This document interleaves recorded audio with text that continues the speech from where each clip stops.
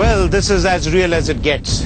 We are with India's tank formations in Suratgarh's Mahajan ranges, perhaps the largest tank firing ranges in this part of the world. It can't get bigger than this. Desert warfare in its conventional garb is almost always a clash of titans. This is where the terror of a modern-day battlefield comes alive, when mechanized vehicles rumble and roar on desert sands through extreme conditions of heat and cold, in search of their prey. But beware, even the hunter here can get hunted, as lost desert trails and thirsty tank men can cripple even the strongest army. Preparations take place at the Mecca of desert field firing ranges in India, on sand dunes of the Mahajan ranges in Suratgarh. Armored and mechanized forces along with artillery make their pilgrimage every year to participate in what is commonly called war games. This is where the army fights to train and therefore trains to fight. Actual warlike conditions are simulated to perfection here every year, testing every soldier and his tank's ability to survive. It's a fortnight of dry runs, wet runs and dress rehearsals that culminates in a blatant demonstration of devastating firepower, a glimpse of India's potent strike capability. What's more, these field firing ranges in Rajasthan are less than 100 kilometers away from Pakistan's border. In mechanized warfare, a tank man is as good as his tank, and a tank is as good as its firepower, mobility and armor protection. This battlefield animal weighs 42.5 tons of sheer metal and steel. And like much of India's mechanized equipment, it too is of Soviet origin, made as it were for Russian conditions of sub-zero degree temperatures. But it has adapted itself rather well to India's hot desert conditions. And as someone has rightly said, while some armies buy equipment to suit their doctrines, others make their tactics around the equipment they have. The Russian T-72 is one of the lightest tanks, allowing for better maneuverability and fairly high speeds of around 60 kilometers an hour across terrains. Unlike the indigenous Arjun, the T-72 has a smaller silhouette, as it carries only a 3-member crew: the commander, the driver and the gunner. Being small, the T-72 makes for a tougher target for the enemy. But the smaller design has its disadvantages. For one, the seats are cramped like a racing car. Besides, there are fewer eyes to scan the area around the tank. That's right, 10 liters to a kilometer. So even when the 1200-liter fuel tank is topped up, the tank can only do a distance of 120 kilometers without refueling. But with a barrel of fuel carried by most tanks and other refueling possibilities, the operational reach can increase threefold.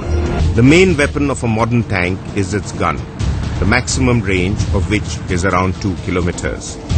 And statistics suggest that in actual field conditions, the T-72 can fire between 4 and 5 rounds per minute. Apart from the gun, the T-72 carries a machine gun to counter infantry, and the tank is also fitted with an anti-aircraft gun near the commander's turret, often the most visible part of a tank. The flip side of having fancy equipment like this is that it is fuel, ammunition and very maintenance hungry. It's almost like a modern-day Trojan horse, carrying infantry troops inside its tank-like body right into the heart of the battlefield.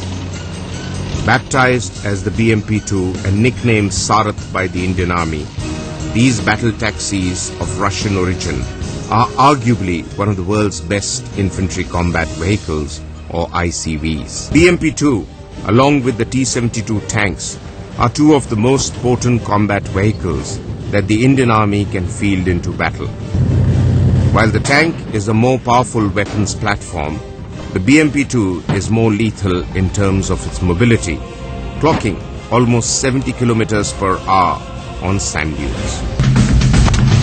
Weapons loaded, battle plans drawn out, mechanized formations tested. After a fortnight of dry runs, wet runs and dress rehearsals, it's time now for the real field firing action.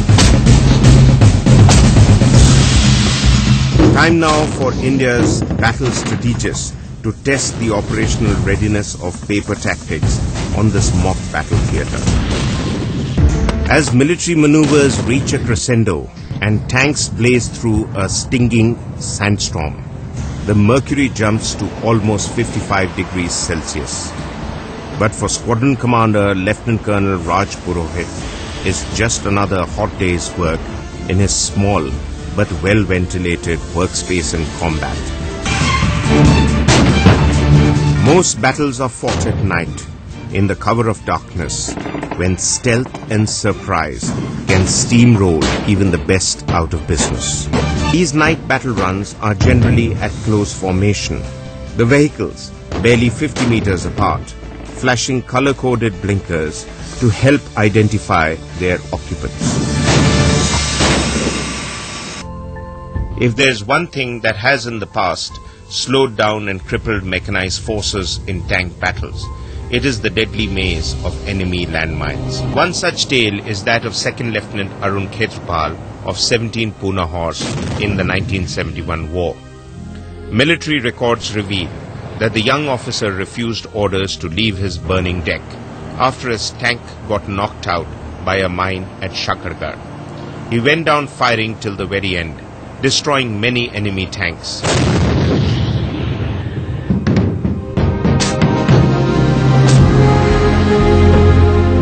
He was posthumously awarded the Paramveer Chakra, thus creating history for himself, his regiment, and for tank battles. You know, tank trawls and minefields reminds me of a very interesting incident. There are some people who dispute it, but I'd like to believe that. In the 71 war, Pune Horse was being commanded by Hanuj Singh, later retired General Hanuj Singh. Hanuj Singh received instructions that his tanks had hit a minefield. He told all the tanks that I'll meditate for the next 10 minutes and I'll come back to you with instructions what to do. 10 minutes later, Hanuj Singh was there and he said to all his tanks, he says, watch my blinkers, follow me through the minefield and I'll lead the way. He led the way with 60 tanks and there wasn't a single casualty, and Pune Horse later won the Battle of Shakargarh.